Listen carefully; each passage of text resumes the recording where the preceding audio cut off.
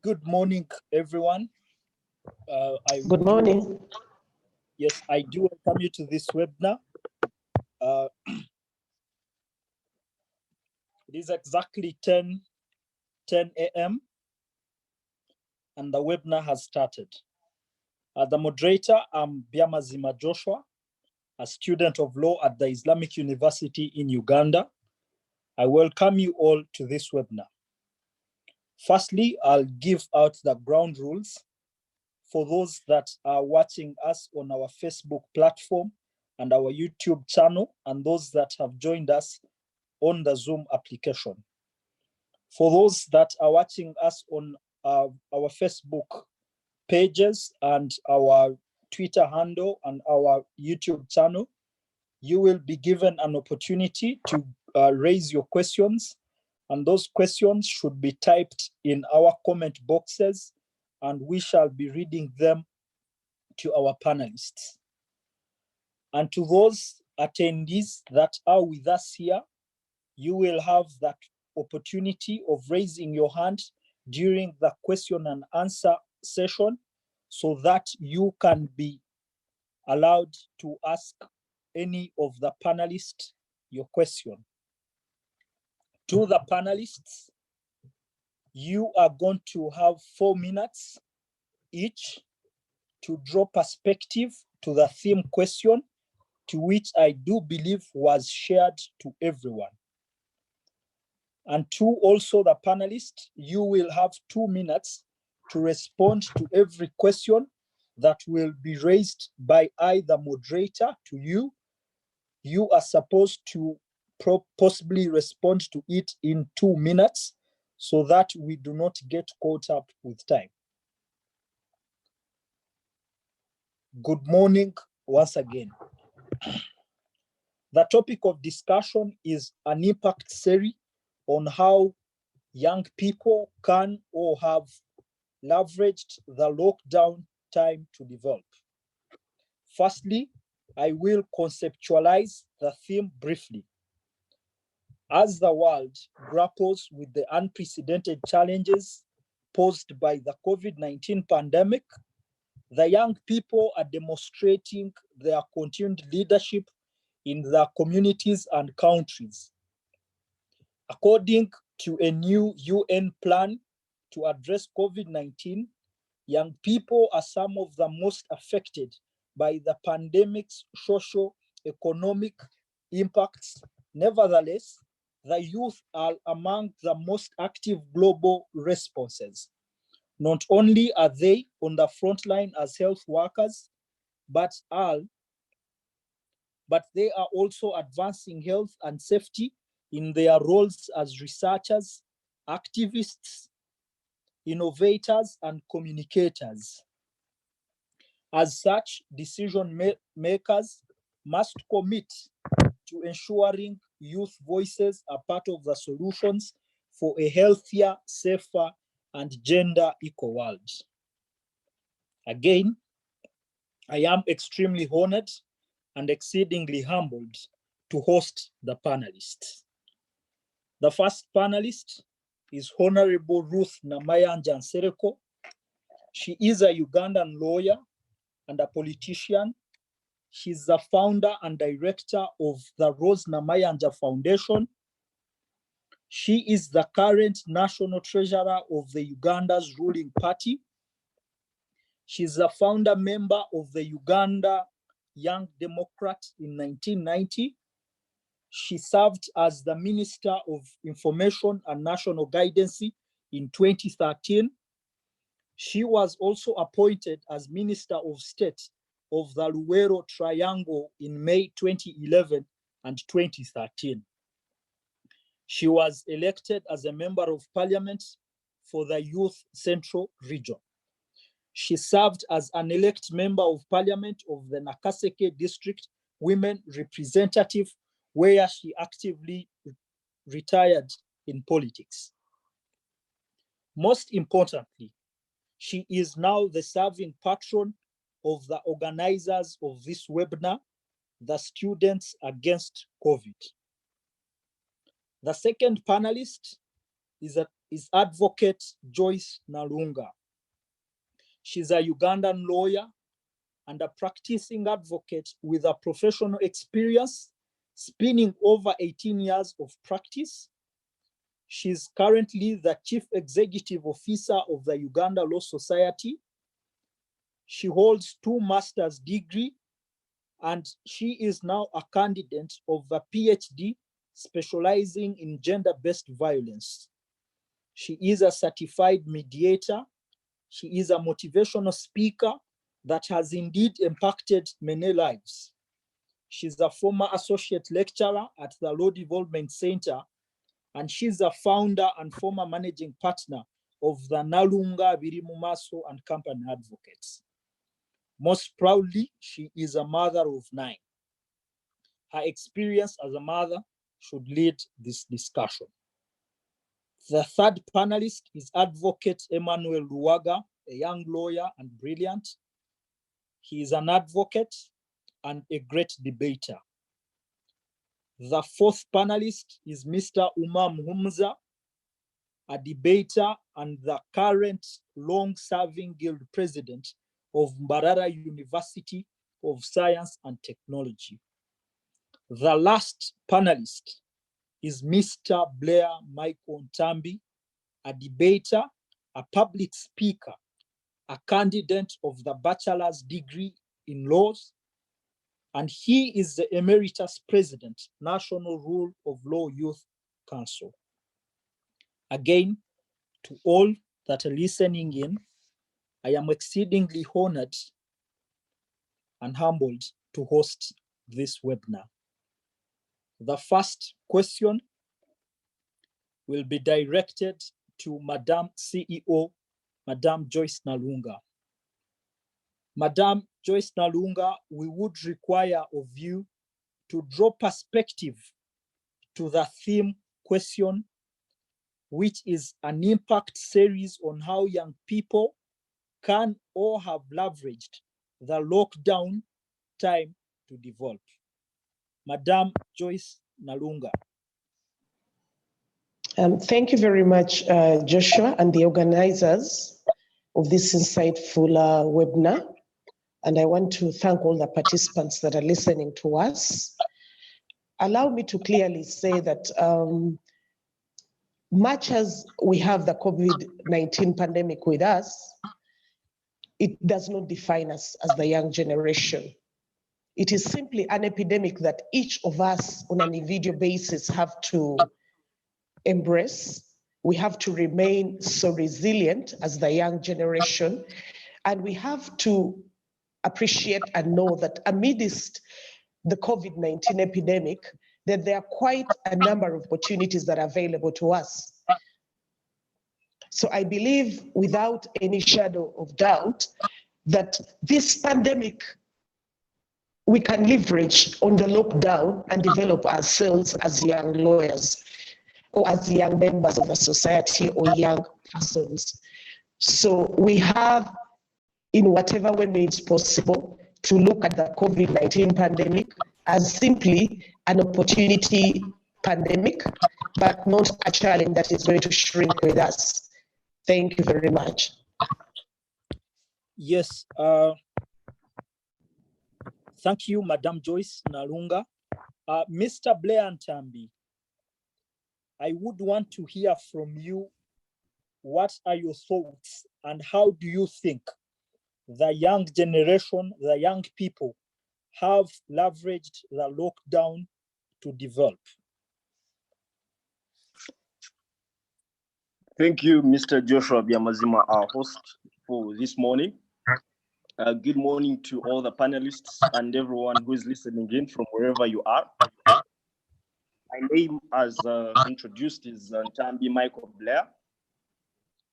And to get straight to the question, I think this pandemic is of this very nature is one that is of its own distinct characteristics, very new to us as a world, but something that has also challenged us, mostly as young people, to leverage on the existing technologies, to also invest a lot in the preparation strategies of how we get to survive post the pandemic and also during the pandemic. I think this discussion this morning is going to show more light on how, as young people, we can do much better during the pandemic, but also as young people being the focal point of address after the pandemic in ensuring that we recover our economies. Thank you, Joshua. Yes, I think what I get from your discussion is that the young generation are supposed to take on to technology and they are supposed to be vigilant to see how they survive in the post-COVID generation. Mr. Emmanuel Luwagga, please draw perspective on the topical discussion, the theme question on the impact series on how the young people can or have leveraged the lockdown situation to develop. Good morning, good ladies and gentlemen. I would love to first of all thank the moderator for the good job done already. Just a few thoughts about the pandemic and how the youth can use it for their own benefit. So one day, the good CEO and Blair tend to talk about, look at the youth from an angle of how they can further the economy and the needs of our society after the pandemic. But for me, I'm thinking of the youth in a personal light. The fact that I, as Emmanuel, who is starting out a career, how I can use this pandemic to further to grow myself, but also a question to those that are maybe in school and those that are younger on how they can then use this pandemic to grow themselves. And in growth, I mean the holistic growth of the person, how they can be able to achieve a particular end in their needs. First of all, at an intellectual level, that comes in furthering their discipline that they're studying or that they're practicing, but also in learning other disciplines that come across. So if Emmanuel is aware, how do I further myself reading around philosophy, in reading around religion and things that interest me and etc. But also on the angle of relationships, how do we leverage the fact that we're at home, that there's a lockdown to further our growth in terms of relationships themselves. So how do we use this particular time that we have to grow that? But also on another level, the emotional, because I think the millennials, as we are, we have a lot of emotional and mental problems sometimes, as people tend to say. So how do we use this particular time to reboot, to grow ourselves personally, so then when this entire lockdown and the pandemic comes down, we can be able to advance a particular gender at our workplaces, at our homes, at our study places. For me, that's what it is to me. How do we grow personally and then affect the environment and society around us in the long run? For me, that's what it means to me, how we can take leverage of this. Thank you so much. I think what I get from what you've said is there is now an increasing balance in religion and science. It will quite be an interesting discussion where we have to draw a balance between religion and science, and then the young generation are supposed to take on to the historical growth in the fight of COVID. I will ask Mr. Umar Muhumuza, the guild president, the long-serving guild president of the Mbarara University, to give us perspective on the series onto how the young people can or have leveraged the lockdown time to develop. Yes, thank you very much, moderator and the panelists. Now, to address the question of how young people have actually leveraged through this period, we need to assess what they were before the pandemic, what they are during the pandemic, and what they will be post-pandemic. Now, this question is addressed in 3 phases because clearly understand that the impacts on young people are on the different sectors of the economy and how they have been interacting with the same. To understand this, we'll know that most of these young people, like it has always been said, about 15 million of the Ugandans are school-going Ugandans who have actually left and then went to their homes. But it is also clear to understand that whereas they go to their places, these people interact with family that has to provide for these people, and there are also other impacts within the family itself, but also the larger community that they interact with at large. Now, to approach this question now, there are quite a number of impacts. One could be on the education sector. Are these people actually having quality education? Are they catching up with the realities, like clearly said before? Have these people tried to embrace the technologies that are at stake? But also, furthermore, it is important to understand that while they interact, say their families, are they trying to bond with whoever they find at home? You'll be surprised that the education system in Uganda is in such a way that you hardly have time with your family, that you have to go to school and then you're back home for 2 weeks and then you're back to school. And this takes an approximate youthful life for up to about 24 years or more. People do not have to interact with family. So as we assess the leverage on young people, it is important to understand that one, young people are trying to learn how to live with their own families and also the society at large. But it's also important to learn that it has become quite hard for them to have a touch with the technology that we seem to embrace, and also the bigger reality of how they are going to progress in the academics.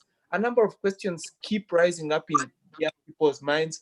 When do we begin school? Shall we complete our academics? And very many things.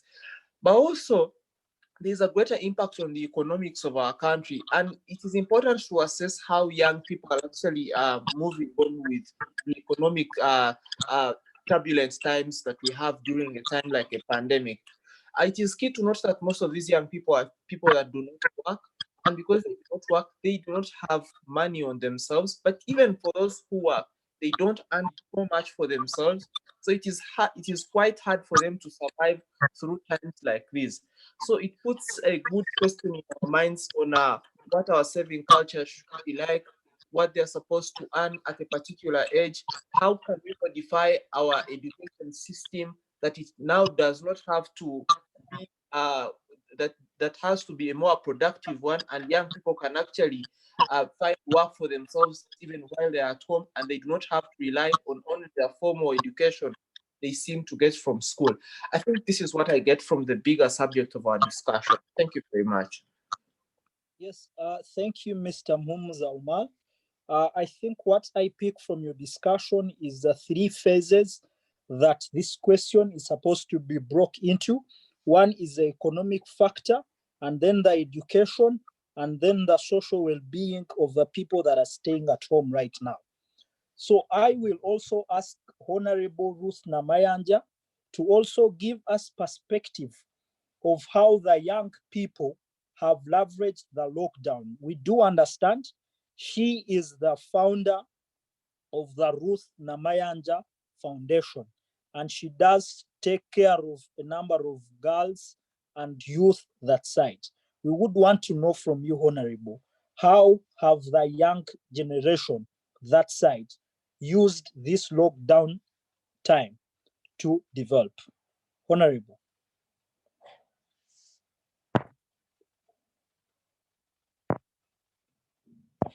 Thank you very much, Joshua, and I also want to thank the panelists and everyone that is listening in.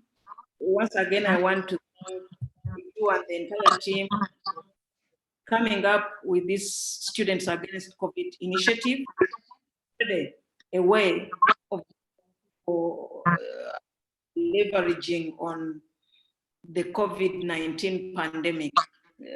Allow me also to, purposes of clarity, to say that I'm Rose Namayanja, not Ruth Namayanja, as you had indicated. But bottom line, that I want to agree with all the other panelists.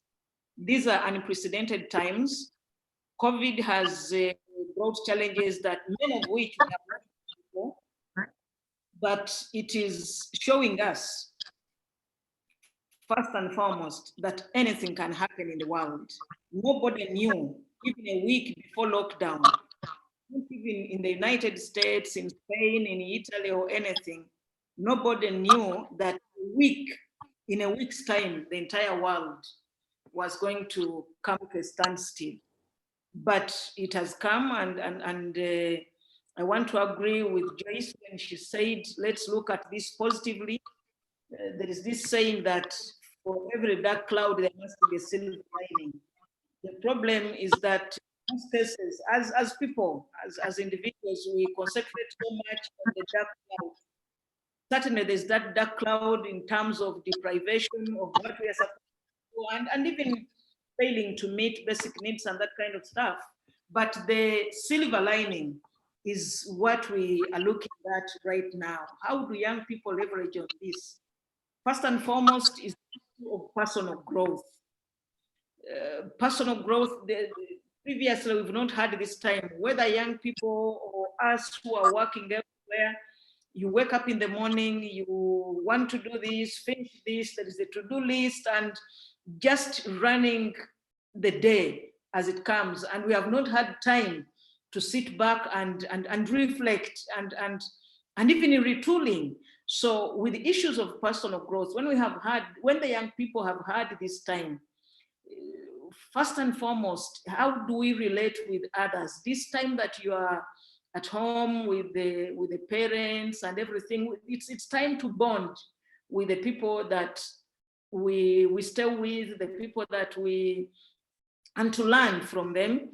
But most importantly, what I have come to appreciate is that everything that we want to do is on the internet. So much knowledge, even for the students, about the courses we are studying.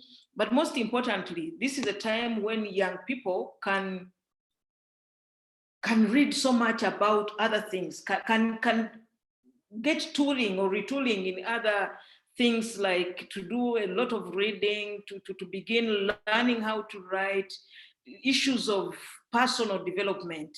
So much is on the internet. And then online learning. There are so many free online courses on the internet that as a student goes back to school, which time we don't know as of now, but by the time you go to school, you'll have learned something that you didn't know, and that other thing that you learn may actually help you as you get out in the field to begin working, because employers need more than the qualification. Even if you have a first-class degree or any kind of qualification, but there are those soft skills that come with personal development, and so much of which is not taught in schools, and there is a lot that one can get on the internet. So personal development during this time, for anybody who can access internet, there is so much that you can learn. And what I can also say is that the time, the post-COVID time, many things will never be the same again. If you look at when we had the Twin Tower bombings in the United States, September 11th, there are things that changed, even in travel and so many things that were not there before. So even with COVID, there are going to be so many changes. And I want to say that if, for instance, a young person learns how to write an article, many of the things that young people are doing today, even when they go back to school, they will still be doing the same things. The other thing is to pick lessons.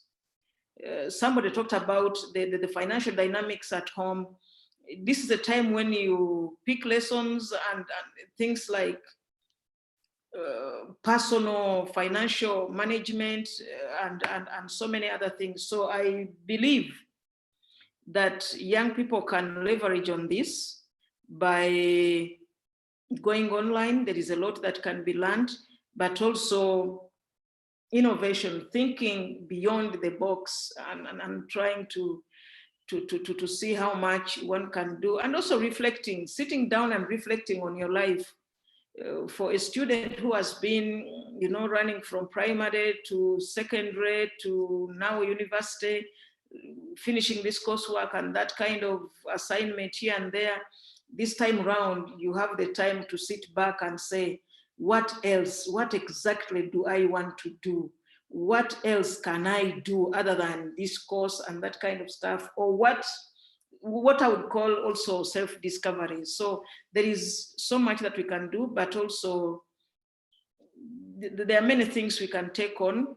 What I can say is that at the end of the day, post-COVID has brought a digital, or is going to bring a digital revolution, which was not there before. Zoom has been there, but we have not been using it, and many other webinars and that kind of stuff. So there is a lot that we can do, and I hope to also learn more from the others in this process. I thank you so much once again.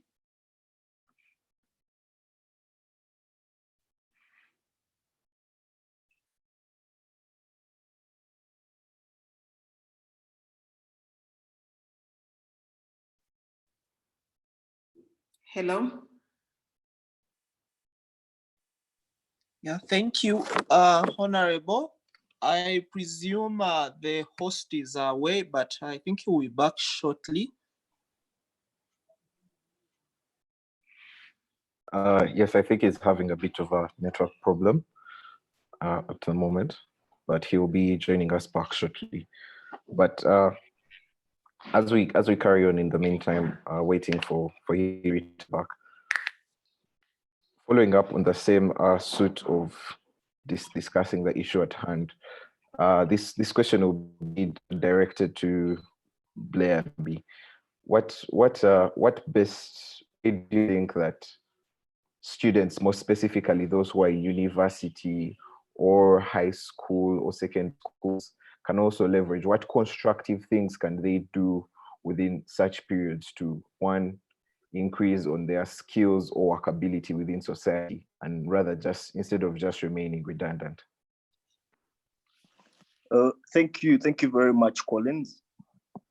I think during this time, what's supposed to be done by young people is the principal priority of the time.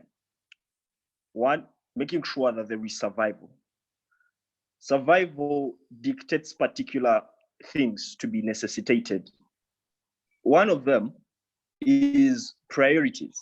When you look at such a time, the world will be expecting that people have very little to survive with in terms of food, in terms of services, to mention but a few.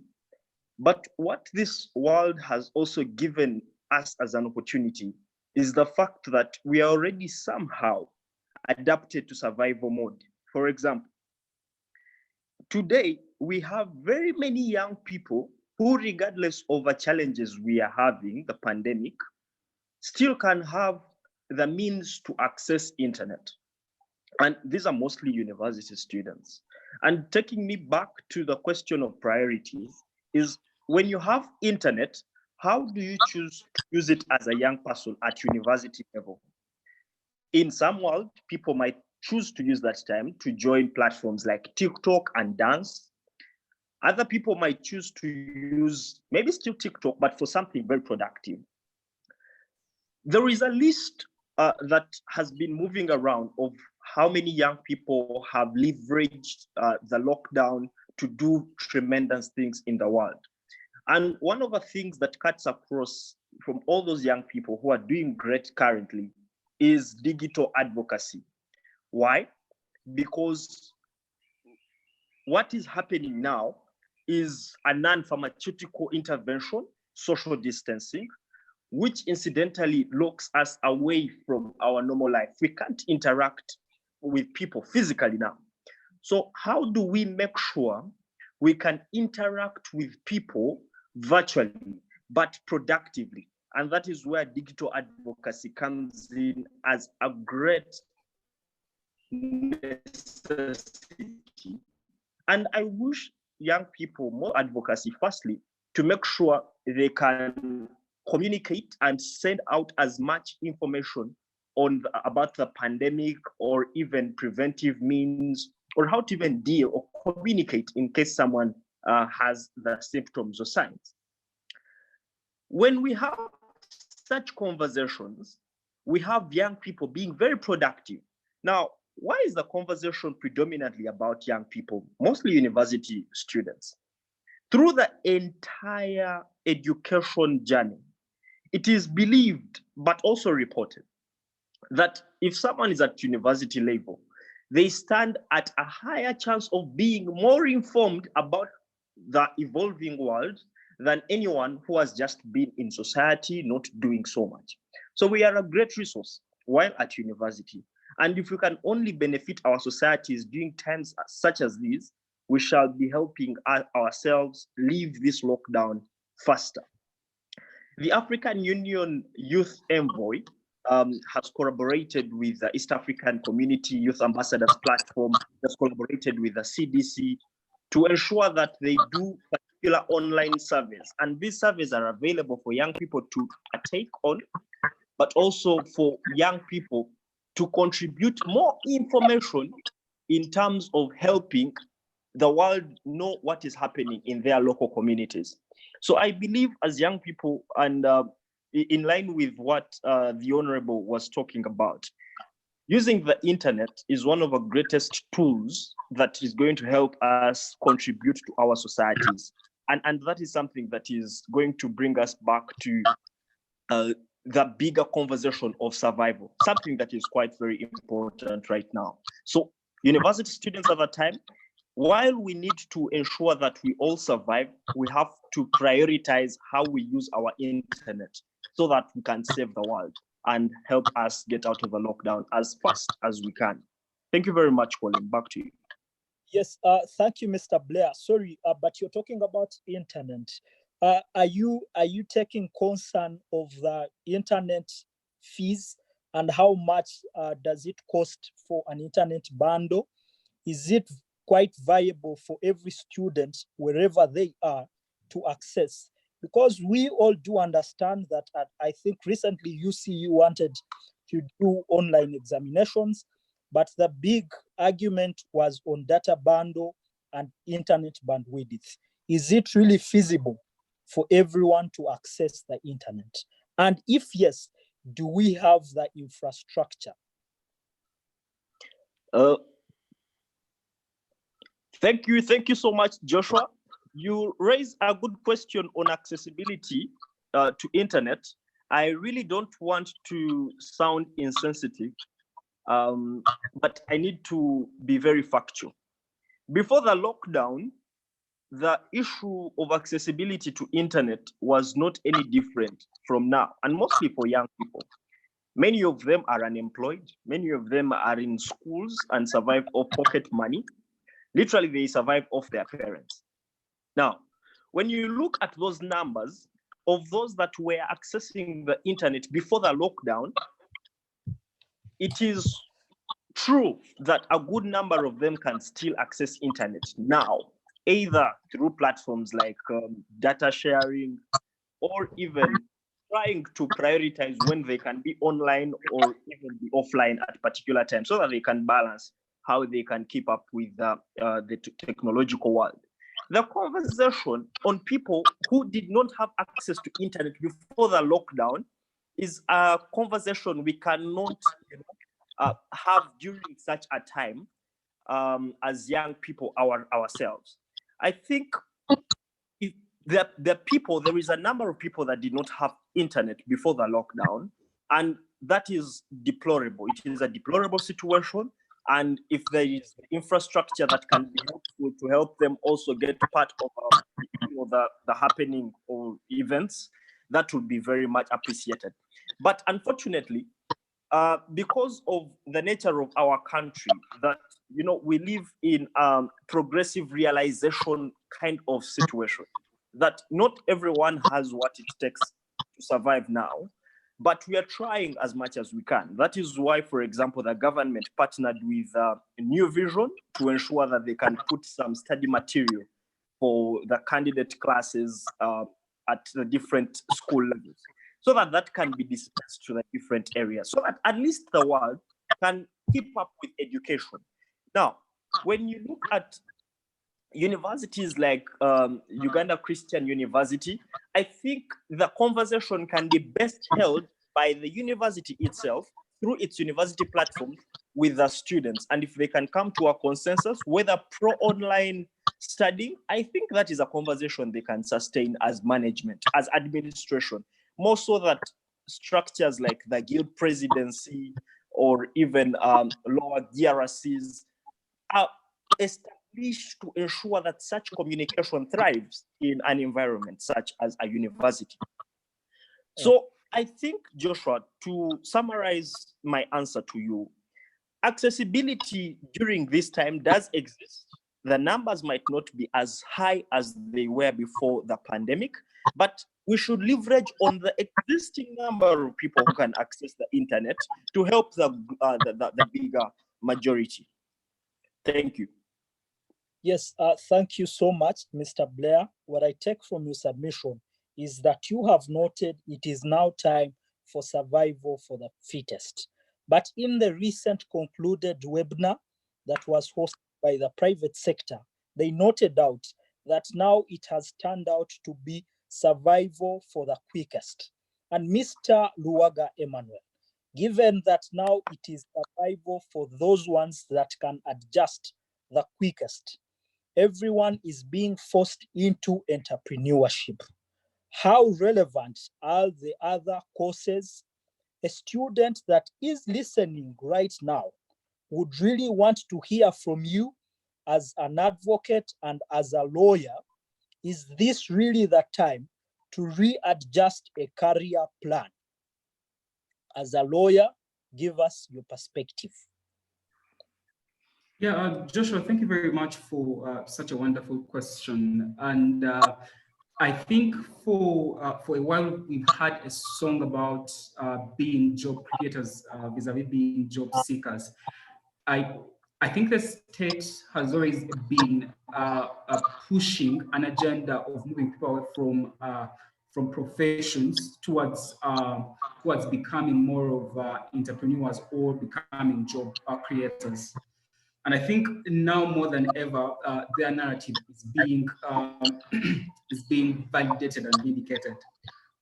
But I think the question is, I think we need to break the sector into two things. There are those that provide service, the service sector, and those that provide commodities.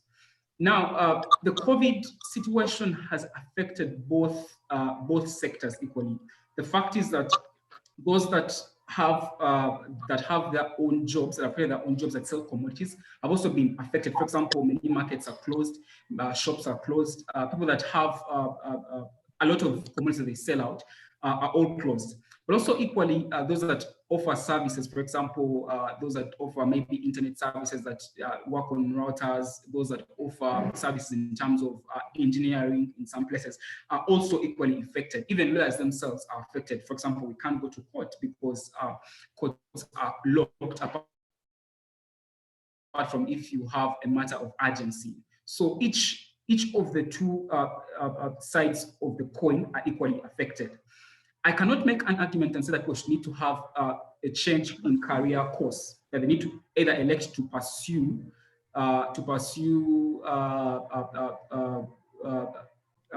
professions or to pursue things that are in entrepreneurship. I think the question goes back to the question to the idea of whether what you offer is essential or not essential.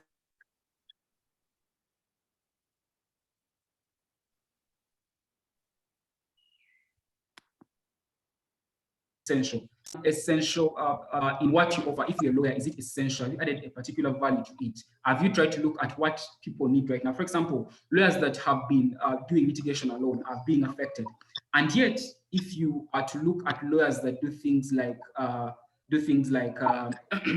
like employment, do things related to internet, that they are still working, you understand? Such kinds of lawyers. Lawyers are in construction right now, they're looking at a lot of stoppages, and therefore they're offering advice. So lawyers that are in corporate and other things that are not tied to litigation are still working. So the question is what you are learning still essential even in times when there's less movement of other forces of production? For example, where labor is not moving, where a lot of things are not moving, are you still able to work? So even if you're an accountant, the people that are working in banks. So the question is, have you added any particular kind of value to your service that you're offering or to the commodity that you're offering? Because even if you are into entrepreneurship, but there is no particular value that you're adding, then you're becoming less essential in the COVID era, but also the post-COVID era. So my challenge to the students is that let us think about how we can understand our service or profession or whatever we offer, and then try to take advantage of the needs that will come out of this particular thing. As the CEO said, every cloud has a silver lining. So let us try to understand what the silver lining is for particular professions and wherever we're going. Thank you very much, Joshua. Yes, thank you, Mr. Luwagga. Madam CEO, I will ask this question. A sister of mine, she's just in her primary 6. In a conversation yesterday, she told me, Joshua, you are a student of law, but they only allow 30 lawyers. Is this the time to readjust my career path? Thank you very much, Joshua.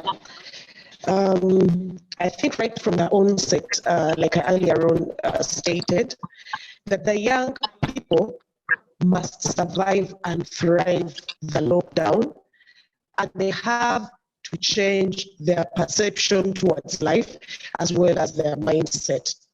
Well, the issue, even before I talk about the issue of the speaker, the question that rings in my mind right at the onset when the lockdown was directed is that how best can the young people see life in a different perspective? How best can they be able to survive and thrive? As the other panelists have stated, that there are so many opportunities that are available to these young people. There are so many career paths that are now available in form of opportunities. What the young people, the young lawyer needs, with or without a sticker, is to think beyond the current situation.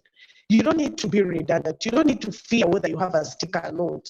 Right in your house during the lockdown, you can still thrive and be useful and be able to earn and survive as a young lawyer. So it all starts with you as a young lawyer. It all starts with your perception. This is a time for us as young lawyers to change our mindset, to change our perception, to change our ideology, to change the way we see things. How best can I be able to serve my clients online? How best can I embrace technology and be able to earn from online legal opinion service delivery? We are all aware that the environment has changed, but we have not changed. So what we need to do is to appreciate the fact that we can still be useful, we can still deliver our access to justice, we can still deliver legal services amidst the COVID pandemic lockdown. So what I have to emphasize and say that this is the time for each of us to shift in terms of our strategy, to shift in terms of our attitude. Where do you see yourself? Where do you want to go? How best can you earn? We've already appreciated the fact that even before COVID, the young people were already on social media. But how best can you monetize social media? How best can you make advantage of it? Can you write papers? Can you write journals? Can you embrace mainstream media? Can you be able to engage people in Zoom and webinars and be able to earn while you're in the lockdown? So for me, that is the most crucial aspect. It's not even about the stickers, because with or without stickers, the world has shifted, the world has changed. After COVID, with stickers or without, we are going to be a different brand of young people. We're going to be a different brand of young lawyers. We are going to be tech savvy. But how do you take advantage of the lockdown to reskill, to retool, to change your knowledge, and also change your perspective? So I think that is all I can share at this point. Thank you, Joshua. Over to you.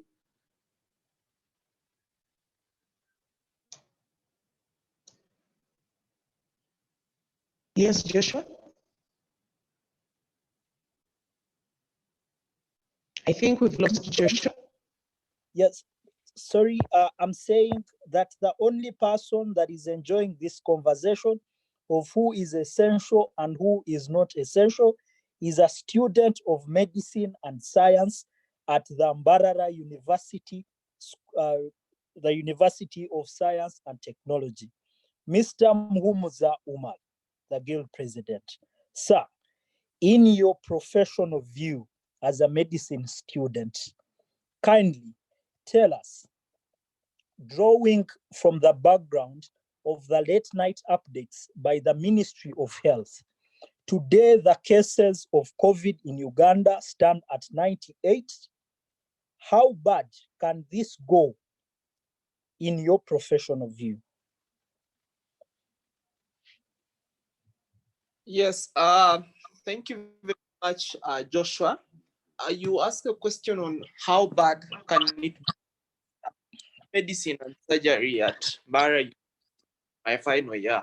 Now, it is important that the waves of pandemics before that we have had can get really bad, given that the instituted mechanisms of safe, for example, behavior ways of social distancing are lifted prematurely.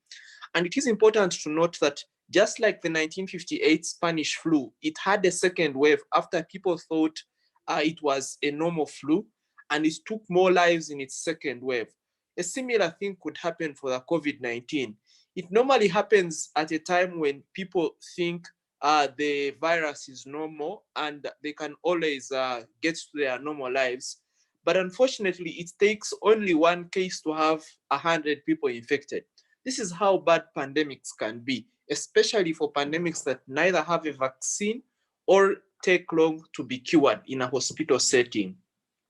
Now, if you ask how bad it would be, ideally, I would say, I strongly think even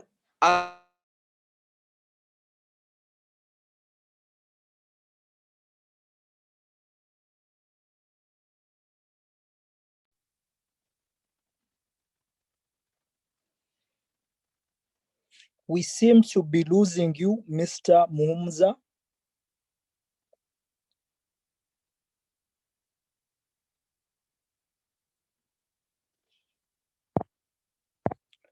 As we do collect Mr. Muhumuza back, I will pose this question to our patron, the Honorable. The doctor, Mr. Muhumuza, is saying the curve is not going down anytime sooner.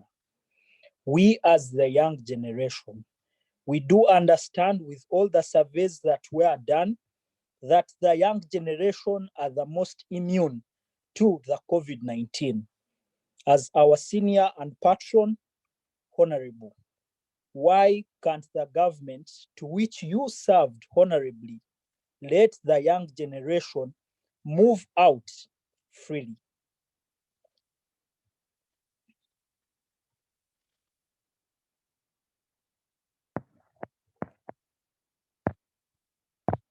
First, and yes, Joshua, thank you so much. First of all, that is not my area of expertise as to whether young people are not affected or not. But remember, these were the issues in where this pandemic started from, and in the United States, confirmed that actually young people are affected, and even in the UK. So I think we would not like to take chances on this, and but there's no way you can say young people come and the rest don't come. This is, like we say, the behavior, like Mr. Muhumuza said, it's using behavioral remedies to overcome the pandemic. I want to believe nobody has scientifically proved that young people are not affected. Two, I mean, this is information we get from different sources. Maybe people are affected differently in different environments, but that is something I would not like to authoritatively comment about. But what I agree with Mr. Muhumuza is the second search. When we allow, and just the way he put it, that it requires one case to bring about more than 100 infections and that kind of stuff. But allow me just say one thing on internet access. Like you said, I mean, we have 90% of our population active internet users. So, and majority, when it comes to social media, 2.5 million Ugandans are on social media, and a bigger percentage of those in the young age bracket. So let's leverage on those that are existing. But what I know that institutions are already taking up, and I want to re-echo what I said, that things may not be the same again. Institutions in Uganda have realized, and not Uganda alone, in China, they were not so much into online education and that kind of stuff, but once they handled it, right now over 270 million Chinese are studying online. So even us, these are things as government that we must now ensure that our tertiary institutions online and ensuring that process go on. Otherwise, on the issue of whether somebody does leave other professions and go to entrepreneurship, I want to believe that entrepreneurship is something that cuts across all professions. Entrepreneurship is about efficiency. It's about knowing finance, some bits of financial management. It's about time management. It's about networking. It's about communication. It's about branding.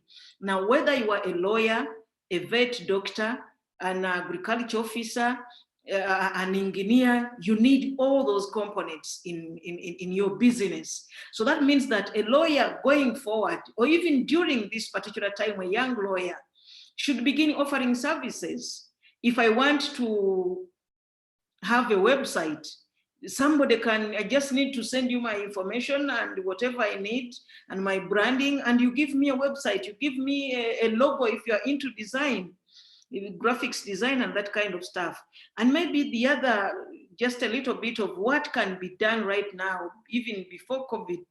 I talked about online courses. Some of these courses actually even have certifications. I talked about there's digital online marketing. Those things are there. There is freelancing in whatever sector you are, I mean, in whatever course you are doing, or something that you are very passionate about. Freelancing on platforms like Fiverr, like Upwork. There are so many that young people can go on to right now in a field. It can even be your course that you are doing, and you try to dig deeper to read more about it, and you offer those services globally, or even in Uganda here. You can start writing. Somebody talked about writing, and these are things that you will continue doing even post-COVID-19. You can decide to open up a blog about something you are passionate about as an individual, or even the very course that you are doing, and you begin writing, and people will we will eventually do the same. Joyce talked about monetizing social media. People are getting a lot of monies from their social media influencers and that kind of stuff.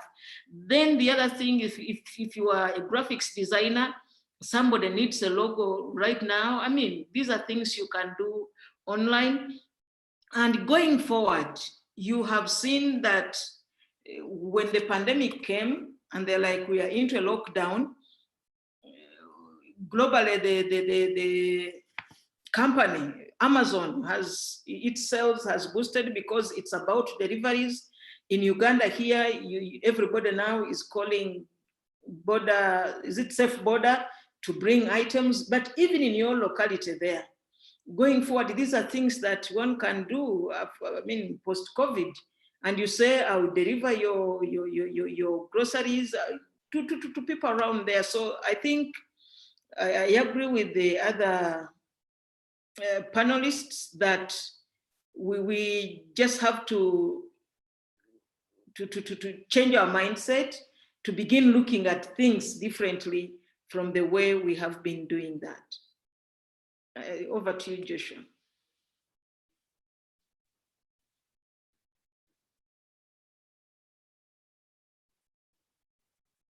Joshua, are you there? Yes, I am on. Thank you, Honorable. Mr. Blair and Ntambi, I do understand this COVID-19 is affecting both of us, me and you, and all the other listeners as millennials in very many ways. But one of the things that we are learning is financial discipline. I want to know from you, what lessons are you getting on financial illiteracy as a young individual, a young person in the COVID crisis?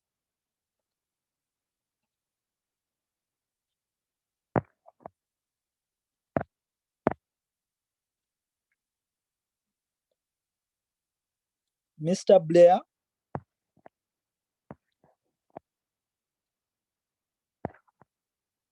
I think we have lost Mr. Blair and Ntambi. I will pose this question to Mr. Luwagga. Emmanuel, today as you're online? Yes, yes, I am. Did you get the question? No, I didn't. Could you kindly come again? Good. I was asking, during this pandemic and the lockdown, yes, we millennials, financial literacy is something we do not appreciate. What are the lessons that you are picking in the lockdown towards the financial literacy? Thank you very much, Joshua. One, I think we as a generation of young people were not so much accustomed to concepts like saving.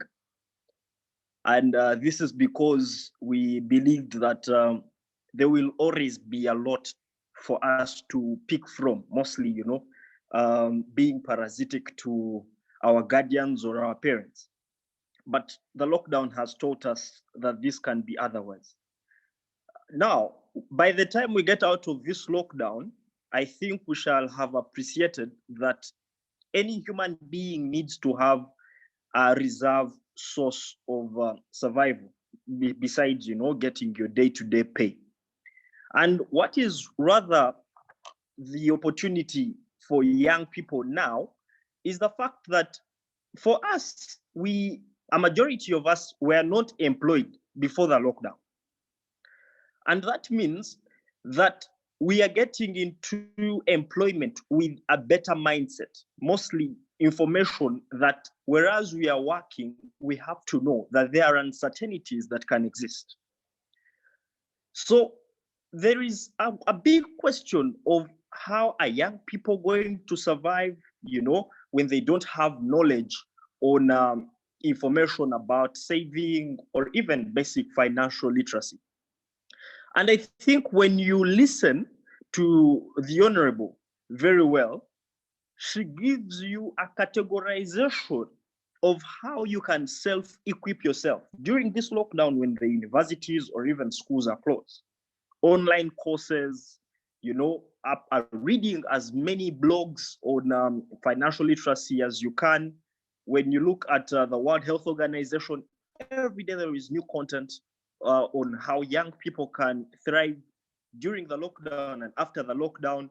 And we have that time, and that is the biggest resource we have right now. We have time because we are home, and all you have to do now is prioritize, and that is something that I talked about earlier. So read as much as you can, equip yourself with as much as you can.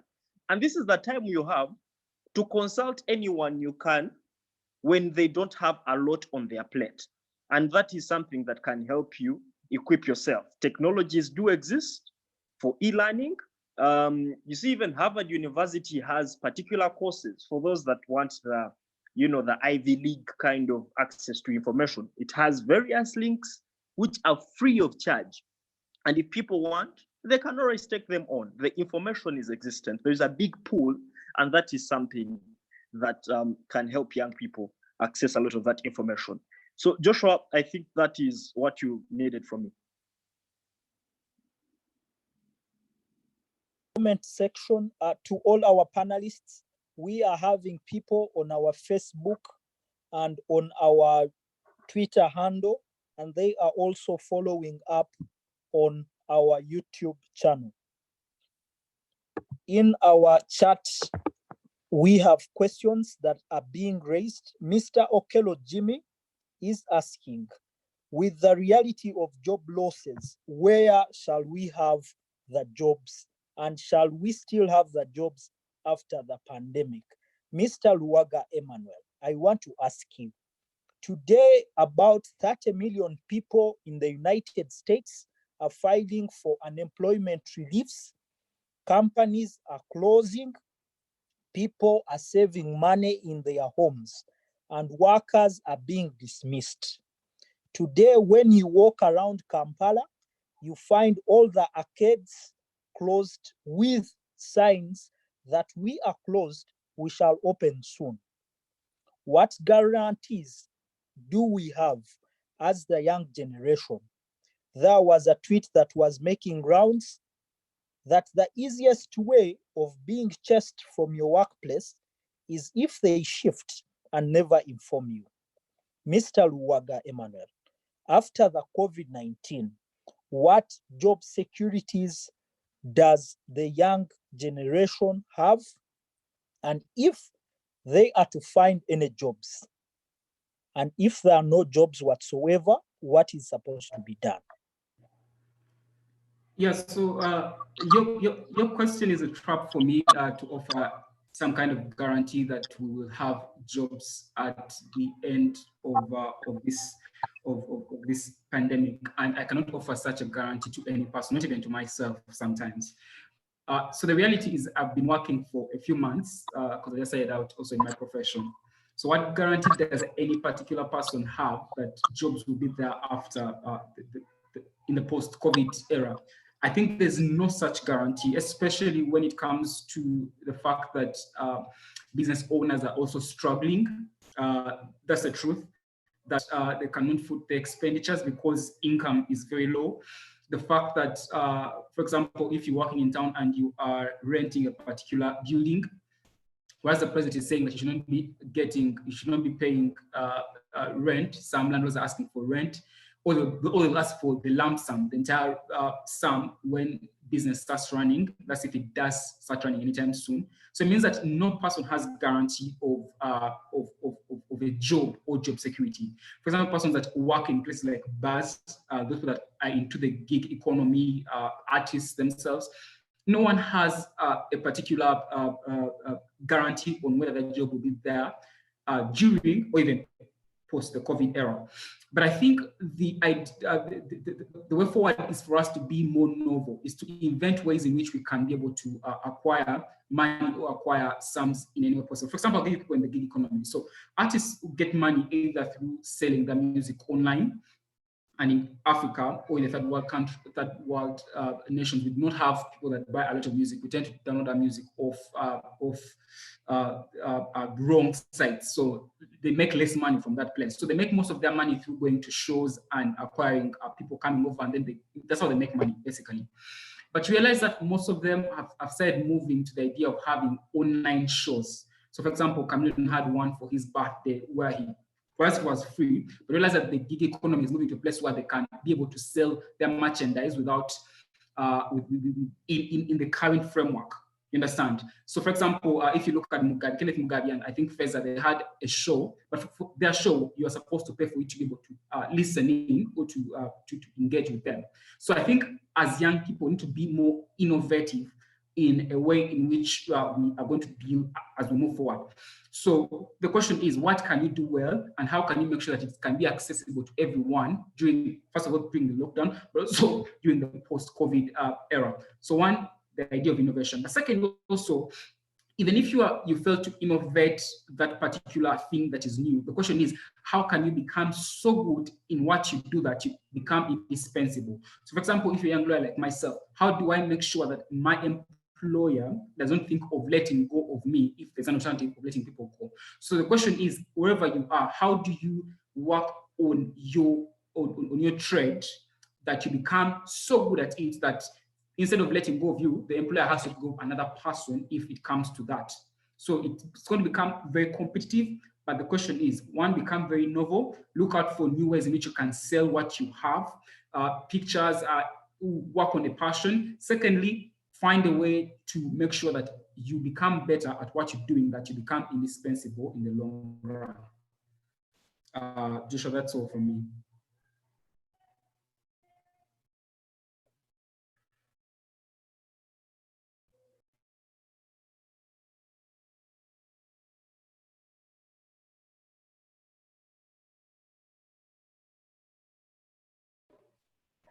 Joshua?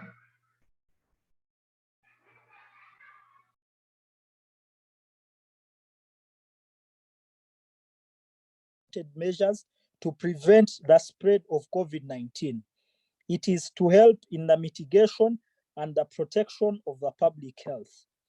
What this means to the very many young women and girls that are listening in here is that they are trapped in homes with abusive spouses and partners and family members with limited access to support services.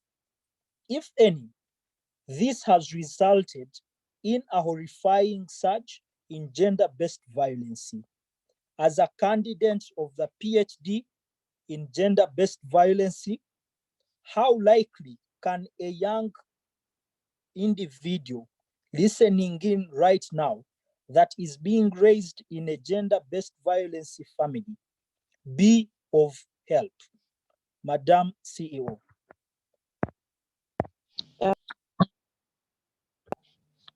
Thank you very much, Joshua. We all agree without any doubt the COVID-19 pandemic and the lockdown has greatly driven gender-based violence very high. The violence is now at a high rate. The young people that are locked down are going through depression, psychological violence, economic violence. Like you've clearly stated, they cannot access the healthcare services that they are supposed to access. Even the movement restrictions have left the young people psychologically challenged amidst the gender-based violence. They are trapped in relationships with the people, the perpetrators, the people that are violating them. Even the fact that they cannot easily access any education services in the rural areas, to them, socially, that is psychological violence. The young people are financially down. And the question is, how can the young people in this abusive gender-based violence environment stop gender-based violence? Like I earlier on stated, it starts with you as a young person. We've agreed that we are going to embrace technology. So the young people have to become anti-gender-based violence resilient. They have to take on that power. They have to survive that environment, but most importantly, they have to fight for their rights against any perpetrators. And how do they do?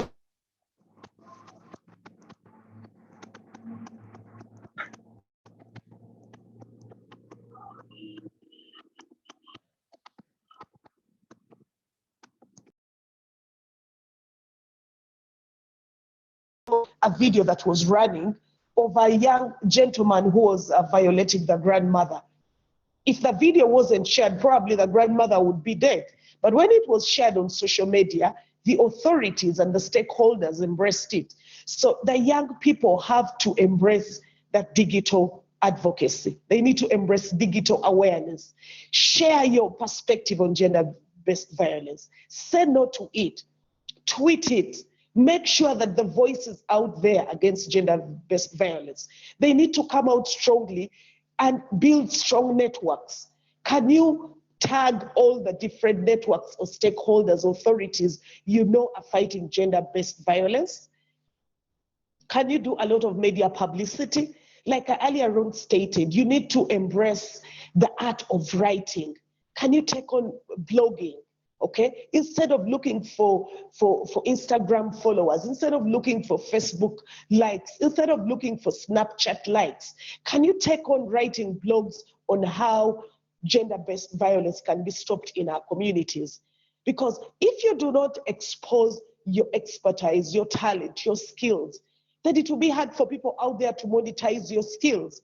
We've entered a generation where you need to be visible in tech platforms. And the only way you can be visible is by having the right content out there. So I believe without any shadow of doubt that this is the time for the young people to embrace the skills that they have with them to fight against gender-based violence. Stand firm, sensitize, live in a situation where you know that you can still thrive and make a difference in this environment. Thank you very much, Joshua. Over to you.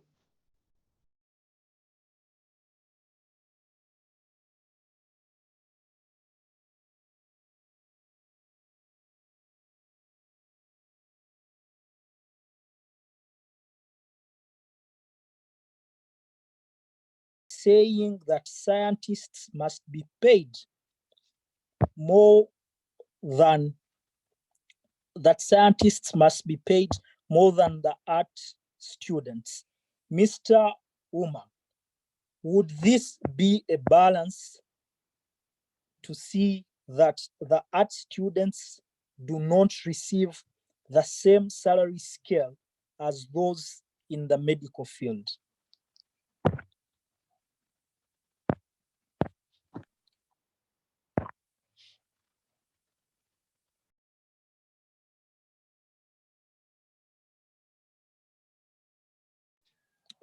Have as an individual, depending on whatever profession it is.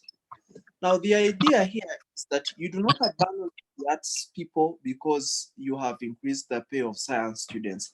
I responded to one of a similar message before.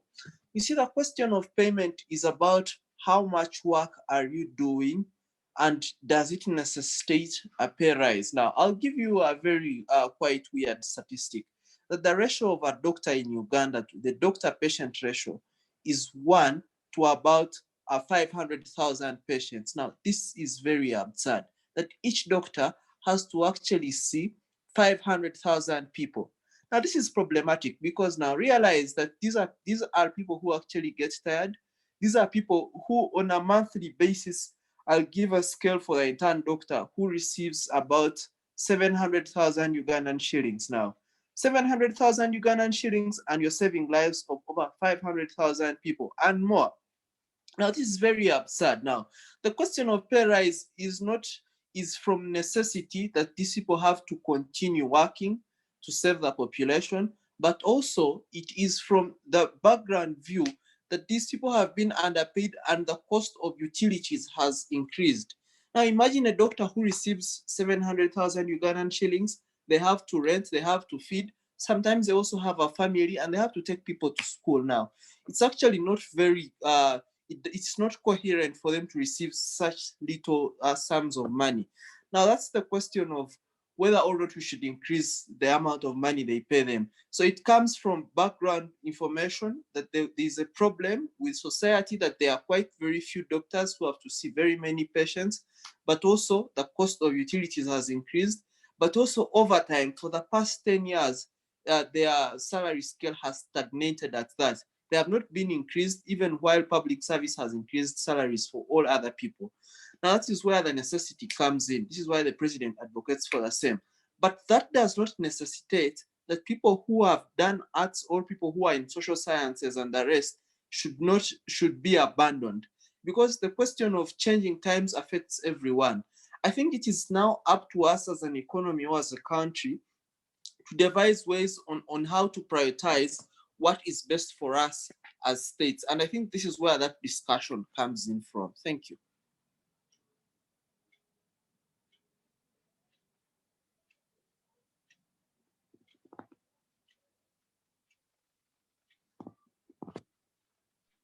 As you do, raise your hands so that we take your questions. In a doctor's perspective, Mr. Muhumuza Umar, how do we deal with the mental illnesses in the gender-based violence homes? In about 5 seconds, please. When we talk of how we deal with mental health challenges now, the question of mental health challenges primarily is supposed to be addressed at the family level now. In the event that it fails to be addressed at the family level, now we want to move a step ahead. There are always what we call local councils and the rest. So these are people who are supposed to ensure that there is no violence within homes and things of that kind. Now, at all these levels, if it is in a family, you expect the husband and the wife to harmonize. But in the event that all these have failed, the medical perspective comes in.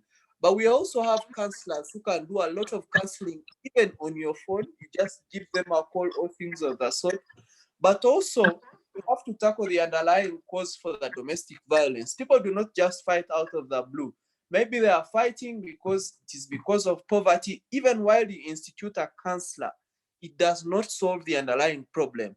So it is primarily how we address the cause of the domestic violence. If it is poverty, then you address that. If it is drug abuse, then you address that. And this is what counselors normally do. At times, some of these things are things that are out of their scope, but they try to take through their patients on ways on how to adopt in changing times. And I think that is where medicine comes in. Thank you.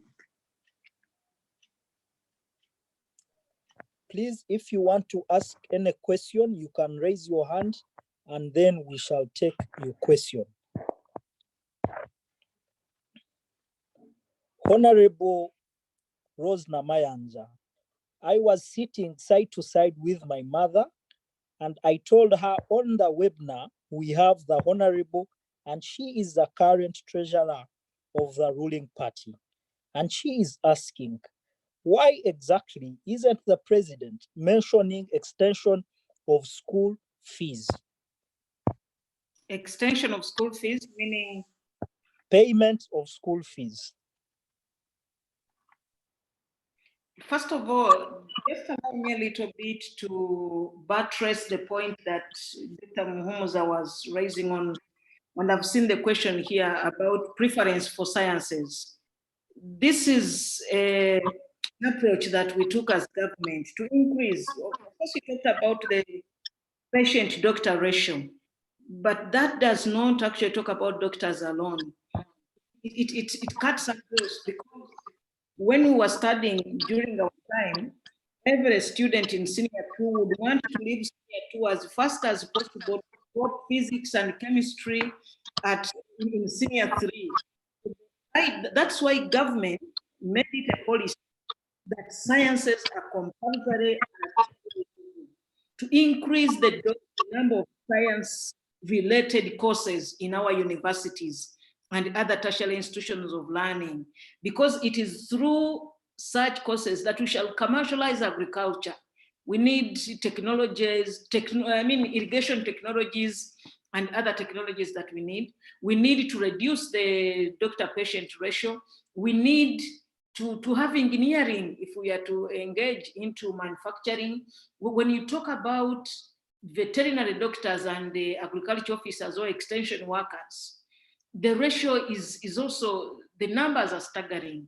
So it's a plan by government to increase the number of sciences in the country and therefore enhance our local capacity to manufacture, to have engineering. So just saying that their pay should be increased is actually an incentive for many of our children and young people to say, I am also going to take sciences. But it's not a preference as to say that the other courses are not necessary, because even a doctor needs a lawyer. Even a designer needs somebody who has done something else which is non-sciences. So it's a policy that we are adopting as government. Now, for payment of school fees, first and foremost, as we speak right now, given the dynamics of the pandemic, we are not yet sure of when schools will open. And for that, we don't know whether in some countries, I think there's one country where I heard that actually schools are going to open in September. So I wouldn't imagine that schools would demand school fees at this particular time. There is no way. If a parent cannot meet rental fees, money for rent of where they are staying, there is no way you can talk about school fees right now when schools are closed. So until it's actually after schools are closed that government will come out and give us a go ahead on how we are going to move. And it's until then that we shall know how everything is going to be handled. But otherwise, right now, I think that is something that the president didn't even have to talk about. It is just obvious that nobody should talk about school fees now until a program is set out.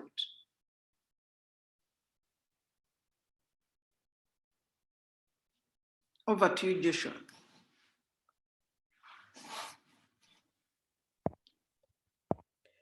Ricky Kashaija, we are taking your question, please.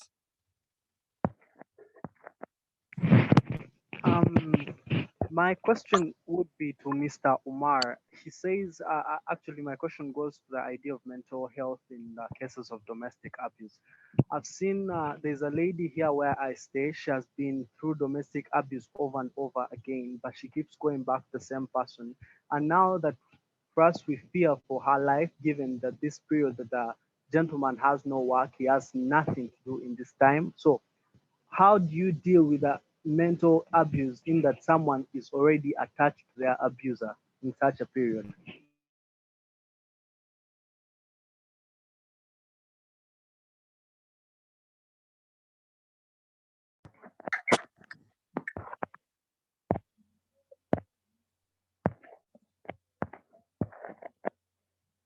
I think we do not have any other question. Mr. Muhumuza, please respond.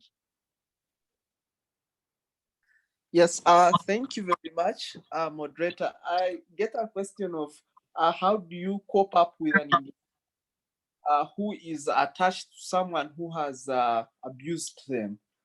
Now, ideally, there is an African proverb which says that a quarrel of loved ones is the beginning of love. I think it is an Ethiopian proverb. At times, some of these things could be quite technical. I do not have the expertise in marriage because I have not married yet. But I think maybe these people try to resolve their differences and then come back together, and maybe another difference comes in, which is the cause of the violence. Or this lady is living in a system of no alternatives. She has no alternative but rather to stay with that husband. But I think the best approach to address this problem is now the community approach. Now, if all of you seem to agree as a community that there is abuse in a particular family, it is now how best do your community leaders, or whoever, be it the religious leaders and whoever, name it, in psychology, it's what they call the biopsychosocial model of addressing domestic violence. Now, what you do is that all these people have to come together, and when they have come together, they devise a way forward on how to solve the primary problem that is affecting a particular family. So when we say biopsychosocial, you are addressing the biological factors that could be reason for conflict in the family. When we talk about social, you try to address yourselves to the social constraints that this family is actually facing. Then when we talk about the psycho bit, it is where you're looking at the psychology and how these people are affected. So such a model can be developed and it would help those people in your community. Thank you very much.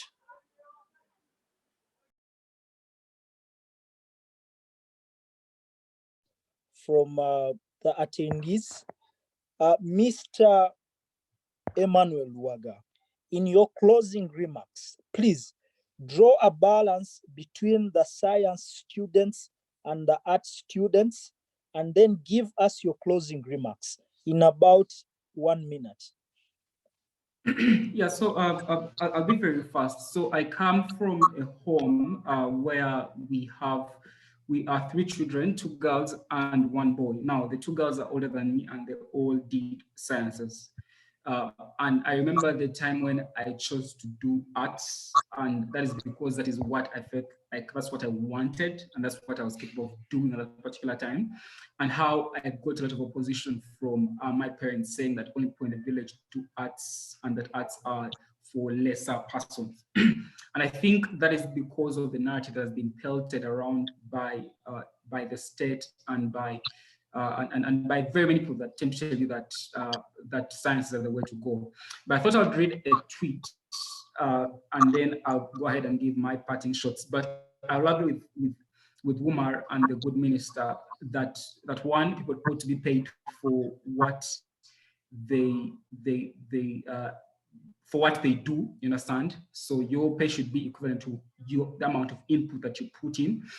But second, also that that as a state, we need to prioritize, we need to put our little money in places where we'll have a multiplier effect, that money ought to return where we put it, you understand? But I thought I'd read a tweet for you because the irony yesterday was when the president, on Monday when the president was giving his speech, he quoted a portion from a play by Shakespeare, and yet he himself tends to suggest that we don't need artists. But I'll read this for you. Someone says that, unfortunately, in Uganda, sciences are encouraged as a way of reducing the civic competences of youth so that they are less conscious about their country.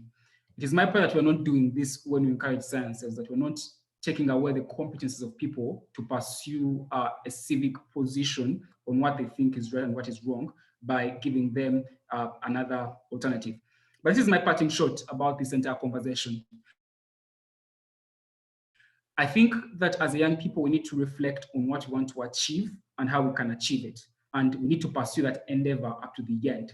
So this particular time that you have as universities are closed, you need to write down a plan. How can I achieve that which I want to achieve in the long run?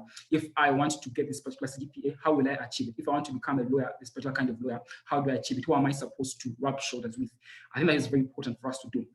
But also very important, this is what I want to end with, because most of us have received a lot of pressure about what we should do. But I also think it's important for us to rest as young people in this particular time. Most of us have been very fatigued from school because of how our school is arranged, that if you're in private school and you're in secondary school, teachers want to pump a lot of information. There's no time for you to rest.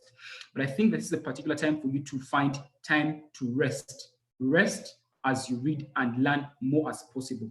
And finally, because I'm a very religious person, I think it's a time for you to pursue a particular direction towards knowing who your God is and towards renewing your particular stand with him if you're a religious person like I am. And I thank God that the fasting periods have come around the same time, that the Christian fasting period came at the beginning. And right now, as we come to this particular time, the Muslims are also fasting. So let's use this particular time to draw ourselves closer to the Lord and also work on our mental health as we rest and as we plan better for during this time and also the time to come. Thank you very much, Joshua, and to the other panelists. It has been a very engaging time, and to the audience itself. Thank you very much. Thank you so much, Mr. Emmanuel Luwagga. Mr. Blair Ntambi, you are the youth ambassador at the East African community. In your closing remarks, please, in about 1 minute, were you consulted about the issue of truck drivers as a youth ambassador in the East African community? Excuse me, Joshua, could you come again? Could you just come again shortly? Mr. Blair and Ntambi, you are the youth ambassador at the East African community. I would want to know, have you been consulted by the East African Task Force on the issue of truck drivers? In your closing remarks, please briefly in 1 minute. Yes, thank you very much. The East African community has a platform called the East African Community Youth Ambassadors Platform. And the biggest role is to ensure that we use the platform to express views, propose solutions, and influence policy making. Now, information came from the Secretariat to us as East African Community Youth Ambassadors Platform to ensure that we can cause a sensitization to our communities to observe the NPIs that were communicated by government, to ensure that there is social distancing, since the different member states risk a threat from people who have just come into the country, a majority being truck drivers, and are spreading the disease. And this conversation has been happening for long. And my ambassador, Mr. Ivan Segawa Sebastian, leads our conversation on the African Youth COVID-19 Roundtable, which is a broader platform that is partnering with the ESC.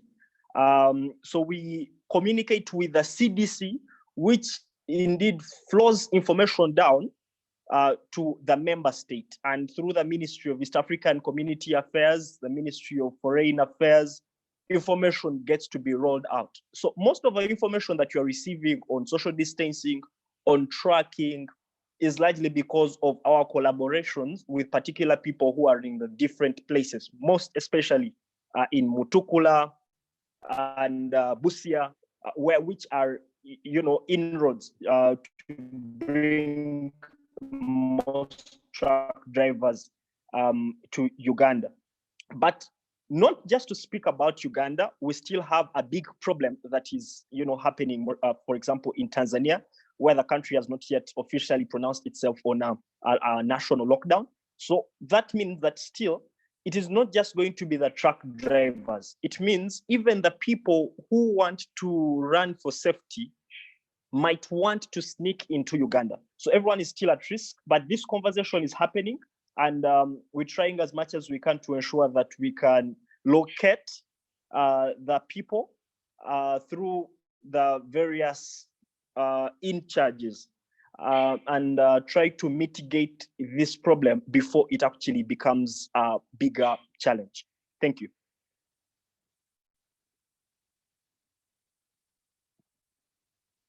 Madam CEO. Yes, thank you so much, Mr. Blair. Madam CEO, briefly in your closing remarks, there is a question by Mr. Clinton. He's saying he is a medical student in the 4th year, and he has been largely dependent on a small restaurant that was being sponsored by students. The lockdown has affected the capital of the restaurant, and these challenges are going to affect the tuition. So he may fall out of the institution, and what is his fate in this crippling economy? Madam Joyce Nalunga, please, in your closing remarks as well. Thank you very much, Joshua. What I can tell that medical student is, one, not to give up. In life, we all get setbacks. In life, we all fail. But the difference between successful people and unsuccessful people is that the successful people pick themselves up and diversify and find a solution. So what I can clearly say is that there is always an opportunity in every problem. If the canteen can't work, then think about making the same products by delivering them to your customers and businesses. In other words, a shift in your mindset, a shift in your strategy. What I can say in my closing remarks is that for sure, the young people can leverage on the lockdown time and develop.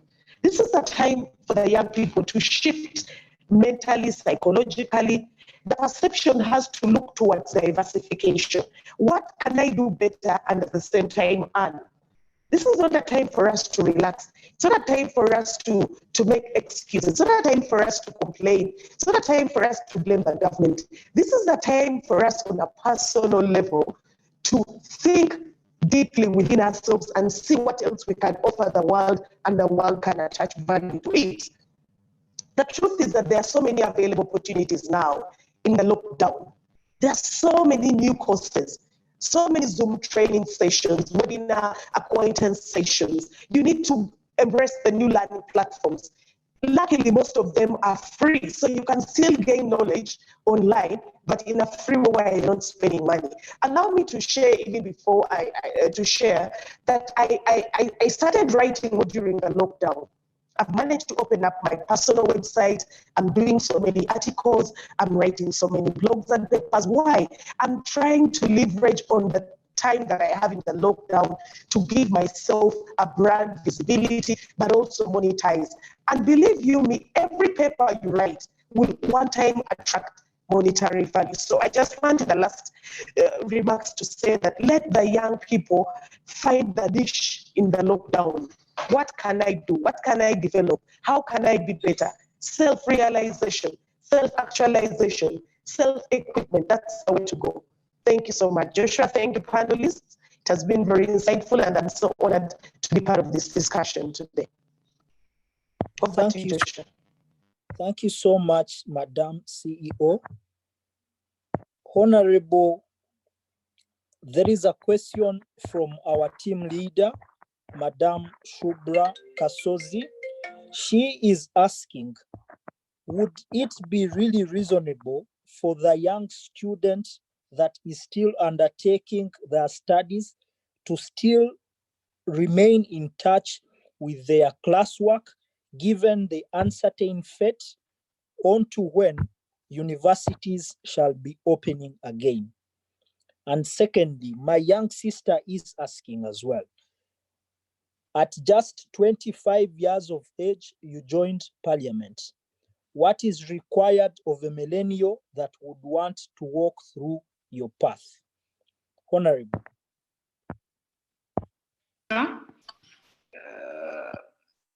First of all, yes, Shubra, it's very possible for one to still keep in touch with what you are doing at the university, because at the end of the day, I just imagine whenever these universities are going to open, it's going to be a kind of fast-tracking process, because we have lost so much time. So, and to me, it's just about developing a routine. Even at home where we are right now, you develop a routine for yourself and know that at this particular time, I'll be reading something about my course. Then between this time and this time, I'll be on personal development. I'll be searching online about things that really matter to me. So you develop a routine, but it's very, very important to mentally be in touch with the course, with the issues to do with the course that you are doing, because the moment they are closed, every course lecturer or whatever is just want to complete their course unit. We wouldn't wish to have a situation where we have a complete dead year. That's not something we are thinking about, and we're just praying to God that the pandemic doesn't take us that level. So it's important to keep in touch, but also to know. One thing I must tell the students, and this brings me to the second question, is that you have been in school right from kindergarten to A level. And it's important that you have done whatever you have done, but the time you are going to spend at the university or any tertiary institution determines so much of what you are going to do, because at this level you are kind of understanding and figuring out what you want to be in life. For me, the question was, and before that, right now what you are doing, if you leverage on this lockdown, and you identify a niche for yourself on something that you can do, whether it's a blog or it's writing for conventional media, or whether it is learning about a skill or something, I imagine that is something you must continue with even post-COVID, because there's no student at the university who has 100% of the time doing that. I mean, just in classes or lectures alone, that means that as you go back to the university, you also develop a routine there, and you know, if this day I have fewer courses, let me now put time on my other gig or my other side hustle. Even when you get a job, just somebody talked about financial literacy. What we have learned from this lockdown or COVID-19 pandemic is that it's not enough to just know I am employed here and I get my monthly pay. We just are looking for side hustles. What else can I add on my formal employment for me to be able to do some saving and to have the reserve, as we were talking about. Now, going back to how did you do it, and I mean, it's a long story, but what I must say is that for me, I determined that I want to be a politician by the end of my first year at the university. That's when I knew that, I mean, I think that's a time when we were having the constitutional, the Constituent Assembly, a time when the government or the country was writing its constitution, and I used to go there in the Strangers Gallery. I just picked interest in national issues, in political issues. I started participating in debates at the university. And to me, I didn't know that actually I was joining politics, because these were politically motivated debates. But because I was doing, I mean, a debater at A level, so I just went into debate and do my research. At the end of the day, that's how I was identified by the different, by the DP people, because you talked about UID, which we formed in 1995. That's how I was identified and started participating even in other debates at national level, and the rest, of course, is where I am. But it's because at that time at the university, I took a decision that I want to be a leader in this country. And by God's grace, I have been able to lead and to continue leading. So whatever course that you are doing, first and foremost, Emmanuel read a tweet, and I want to say that civic awareness is a constitutional right, regardless of which course you are doing. And that's why we have engineers in politics, in parliament, some are ministers, we have doctors there, we have agriculturists there, we have IT professionals. So it's about personal initiative, regardless of which course you are doing, for you to and it's important for any Ugandan really to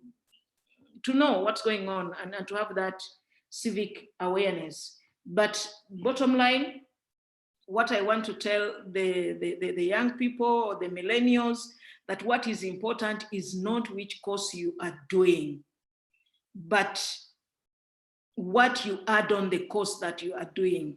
Qualifications alone are not enough, but how you are doing it and the personal development aspects of it are things that Joyce talked about, the issues of somebody failing. All of us have failed in one way or the other. I have personally failed. I contested for guild in Makerere and lost. The first time I contested for youth and lost. The other times I even went through unopposed. So what matters is not how many times you fail, but how many times you rise up and win. So what is important is not what you do, but how you do it. I want to thank so much Shubra and the team for this wonderful discussion, and please let's continue. And I want to thank everybody that has been the panelists. Thank you so much for sharing your information with all of us, but most specifically the young people, in this case, the millennials. And Joshua, thank you so much for moderating us. Thank you so much, Honorable. And I also take this information and say we are very thankful that you are our patron under the theme of Students Against COVID. And Madam CEO Joyce Nalunga, she is also our patron under the Rule of Law Club. Thank you all for those that have attended today, and we look forward to hosting another webinar on another impact of the students in the lockdown. Thank you all. May God bless you.